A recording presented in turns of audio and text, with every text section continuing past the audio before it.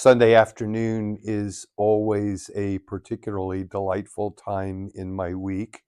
After all of the excitement of Sunday in my public life is over, I often retreat to the rectory and imagine that I'm spending the rest of the day alone with Jesus, Mary, and Joseph in their home at Nazareth. And it's always a great time of rest, a great time of recollection, and a great time of developing anticipation for the things that God has in store in the coming week.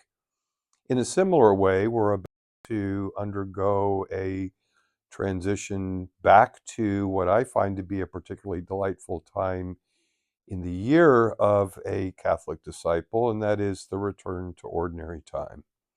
So, after all of the excitement, all the festivities of Easter are over, the return to ordinary time for me is a return to a time that is relatively quiet, a time that is relatively restful, and a time that is particularly prone to recollection and reflection and looking back on the disciplines that we experienced during Lent and the ways that we walked with our Lord through his passion, through his death, and into his resurrection and into the new life that followed.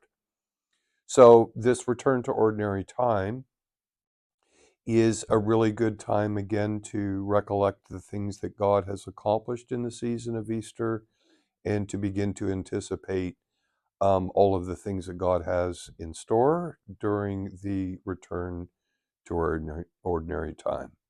And so enjoy a safe and restful summer. May God continue to bless you and your family and all that you love. And remember, God is who he says he is. You are who he says you are, and live the life that he calls you to live.